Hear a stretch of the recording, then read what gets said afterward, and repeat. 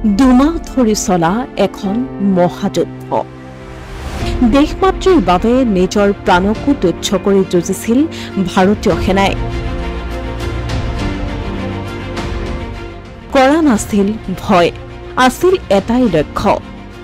দেশৰ মাটি পাকিস্তানক দিয়া নহব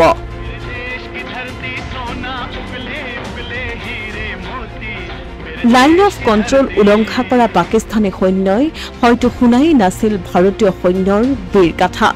কাৰ্গিলত আৰম্ভ হোৱা এই যুঁজত ভাৰতীয় সেনাই দেখুৱাইছিল সাহস আৰু পৰাক্ৰম পাকিস্তানে অধিকৃত কৰা ভাৰতৰ ঠাইবোৰ উৎখাত কৰি গৈছিল ভাৰতীয় সেনাই আৰু অৱশেষত পাকিস্তানৰ বিৰুদ্ধে যুঁজ দি বিজয় সাব্যস্ত কৰিছিল ভাৰতীয় সেনাই ভাৰতীয় সৈন্যই পাকিস্তানী সৈন্যক প্ৰতিহত কৰি নিজৰ সাহস আৰু পৰাক্ৰম দেখুৱাইছিল 1999 চনৰ 26 জুলাই আছিল সেইদিনা যিদিনা ভাৰতীয় সেনাই পাকিস্তানী সেনাক ধৰাশায়ী কৰি সীমান্তত উৰুৱাইছিল ভাৰতৰ বিজয় ধ্বজা 1999 চনৰ মে মাহৰ পৰা কাৰ্গিল সীমান্তত হোৱা এই যুদ্ধৰ অৱশেষত অন্ত পৰিছিল পিছে বিজয় সাব্যস্ত কৰিলেও এই যুদ্ধত শ্বহীদ হৈছিল বহু ভাৰতীয় জোৱানৰ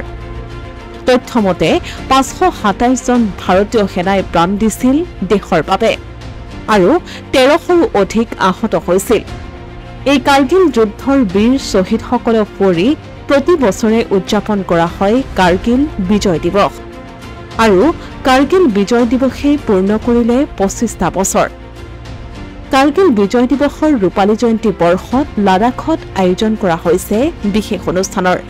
বীৰ শ্বহীদক পৰি প্ৰধানমন্ত্ৰী নৰেন্দ্ৰ মোদীয়ে লাডাখৰ যুদ্ধ স্মাৰকত শ্ৰদ্ধাঞ্জলি তৰ্পণ কৰে লগতে কাৰ্গিল যুদ্ধ সংগ্ৰহালয়ও পৰিদৰ্শন কৰে প্ৰধানমন্ত্ৰীগৰাকীয়ে অসমীয়া প্ৰতিদিন ডিজিটেল ডেস্ক